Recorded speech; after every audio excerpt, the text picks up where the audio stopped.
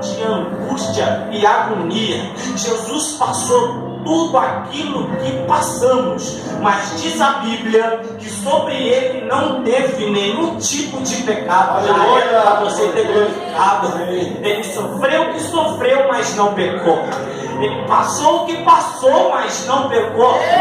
O diabo até tentou conduzi-lo para o deserto para lhe oferecer o reino dessa terra, mas Jesus, obra de Deus, propósito de Deus, não abraçou a oferta do inferno. Antes, ele estava aliançado com o reino de Deus. Na medida que nós carregamos a aliança de Deus, nós não teremos vontade de carregar a aliança proposta pelo inferno. Eu vou repetir, porque isso aqui desceu agora.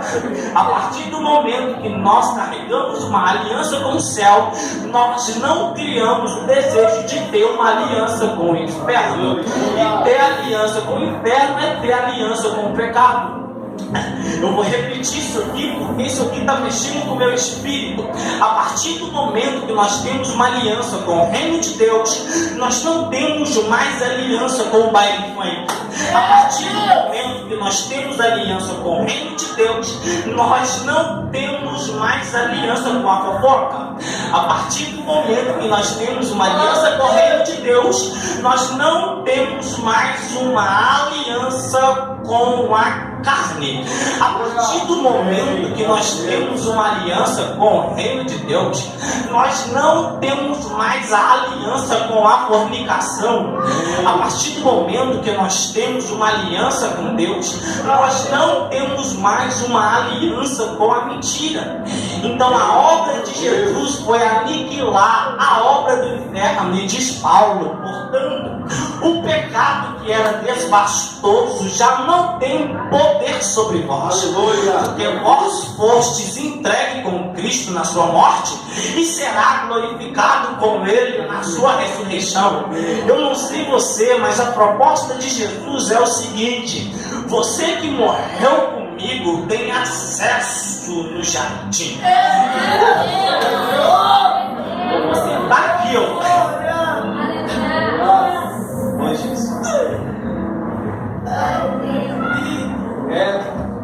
Vontade de correr aqui, gente. Ó Jesus, segura aí. Glória a Deus. Aleluia. Graças a Deus. Nexabar, Duria. Lomaxai, Rexabar. Naruixi, Geleraxabar. Alebar, Sunia. Jotsi, Remas. Magassui, de Rebraval, Ixi, Relexamar. Promaxabar, Duria, Relexamar. E fez o Senhor túnicas de pele e os vestiu. Então, versículo 21 do capítulo 3 do livro de Gênesis fala-nos do primeiro sacrifício. Deus dá um glória. O capítulo 3 do versículo 21 fala sobre o primeiro sacrifício. Amém, Jesus. Aí o homem está de avental. Lembrando que avental é improviso. Deus nunca vai retribuir aquilo que nós improvisamos, porque Deus é um Deus de providência.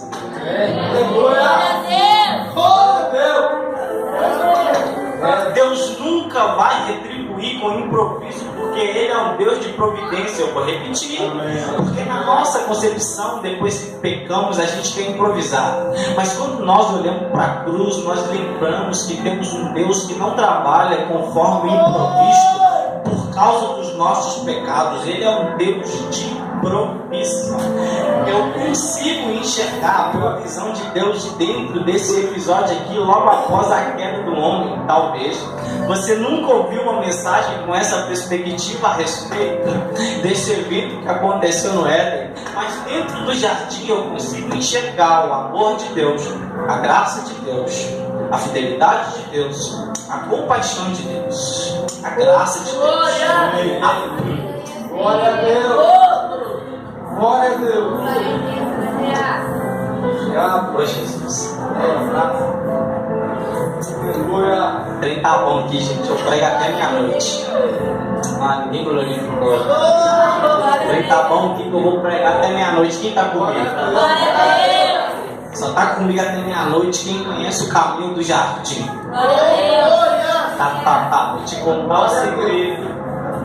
O caminho está aberto, mas o caminho é estreito.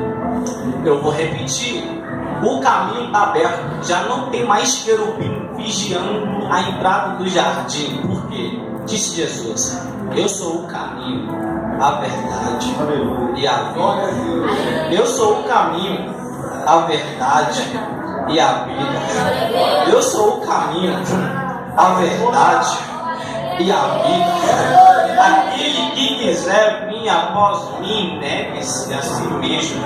Pegue a sua cruz e coloque os seus pés na minha pegada e siga-me. Eu vou repetir isso aqui, senão eu vou correr lá fora e vou pregar para quem está lá dentro do bar. A proposta de Jesus para nós é que hoje aquele que quiser vir após mim, negue-se a si mesmo, tome a sua cruz e siga-me. Coloque os seus pés na minha pegada e venha após mim. Eu não sei se você entendeu, se você não der nenhuma reação, eu vou sair desse culto e vou lá para aquele bar falar que Jesus liberta e salva. A proposta de Jesus é: aquele que quiser vir após mim, negue-se a si mesmo, tome a sua cruz, coloque os seus pés na minha pegada e siga. Aleluia. Aleluia. Glória a Deus. Eu vou repetir.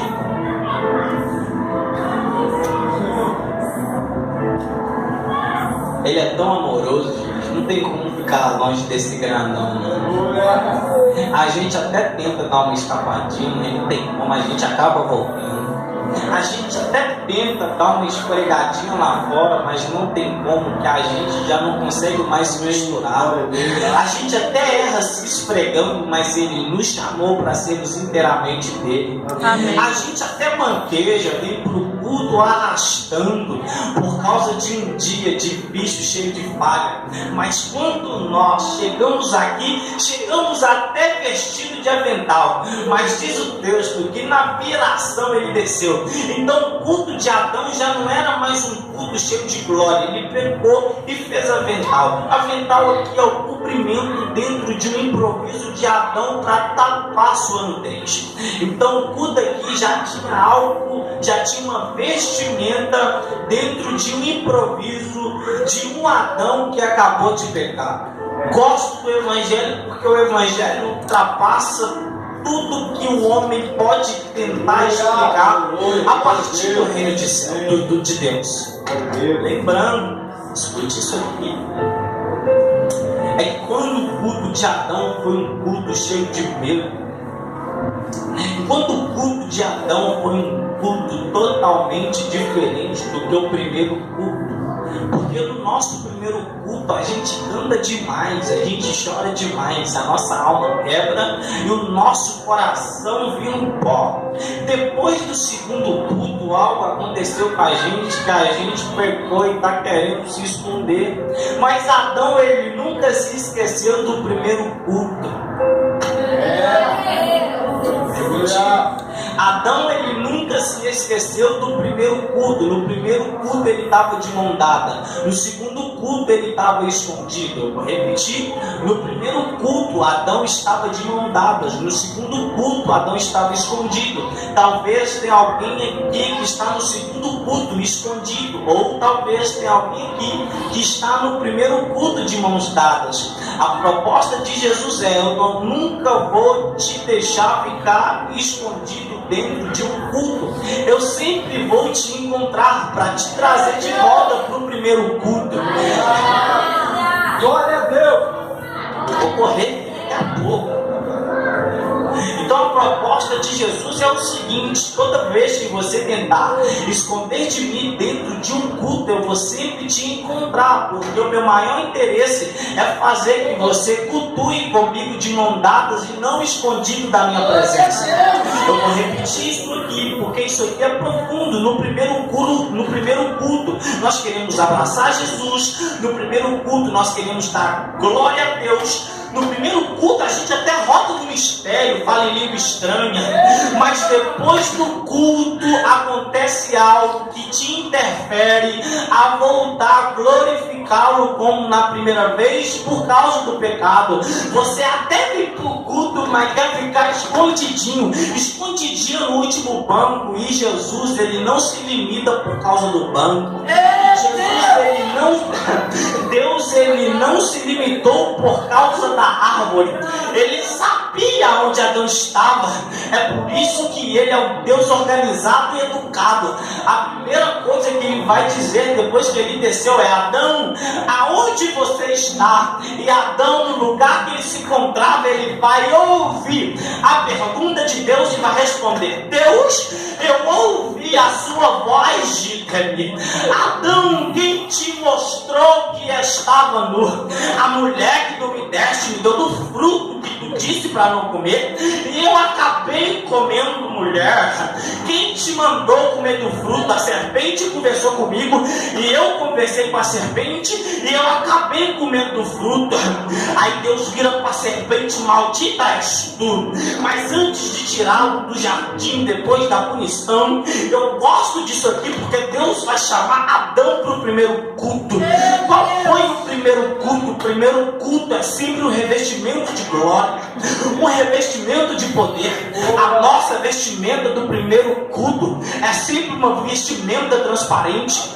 A nossa posição no primeiro culto é sempre uma posição verdadeira. É quando Adão peca e Deus está dizendo: eu vou fazer para vocês túnicas de pele para vocês voltar para o primeiro culto. Escute isso aqui.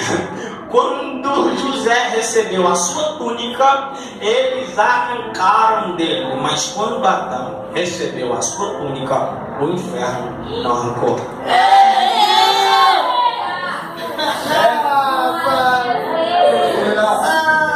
Eu quero ver o inferno arrancar a vestimenta de sangue que está sobre a igreja.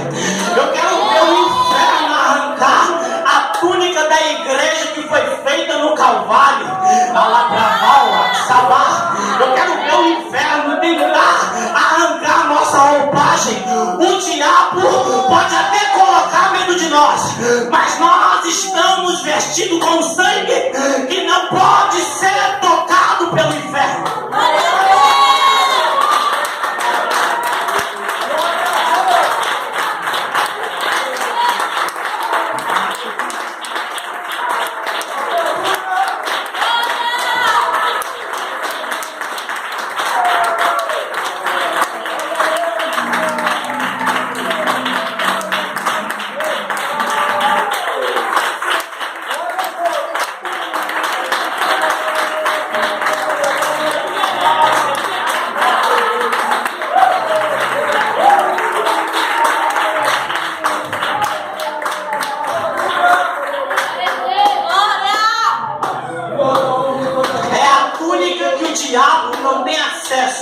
Qual que é o material usado para formar essa túnica? Isso aqui não é material não, isso aqui é o sangue de Jesus.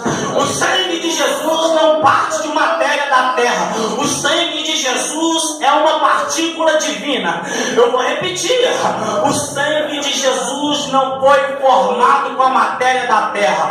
O sangue de Jesus foi formado com a partícula de Deus, que é uma partícula divina. É por isso que o inferno até tenta, mas não consegue tocar na nossa túnica. É por isso que o diabo até levanta, mas não consegue tocar na nossa túnica, porque a nossa túnica não foi feita com linha de costura. A nossa túnica foi feita com o sangue de Jesus. Glória a Jesus! Eu vou repetir isso aqui. A nossa túnica não foi feita com linha de costura.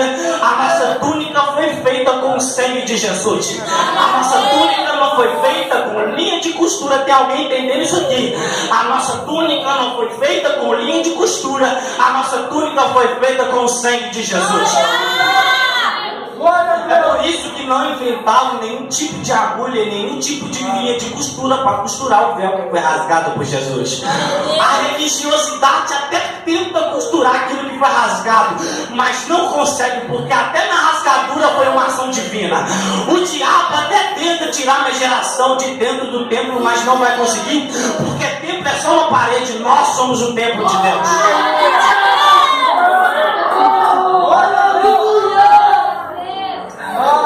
Que graça! Aleluia, Jesus! Olha!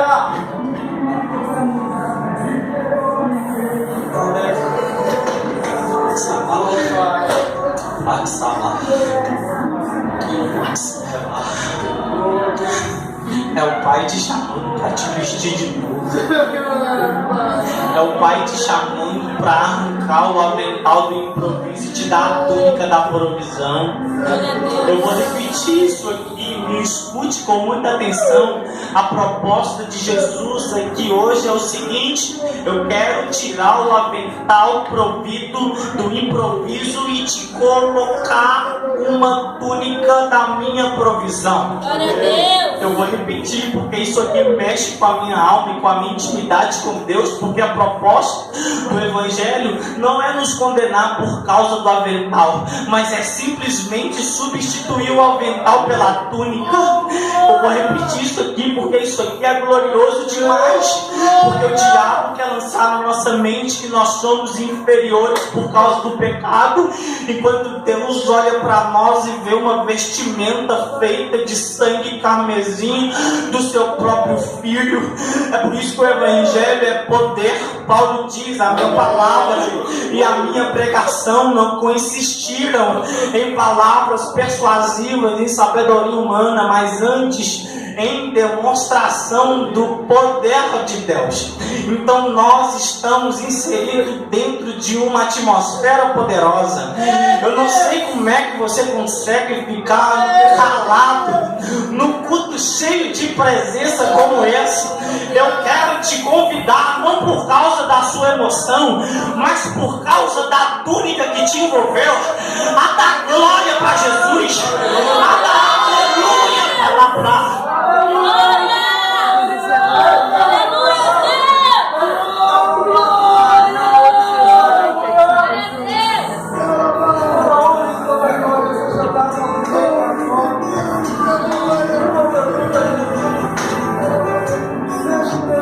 abaixa o fundo, por favor.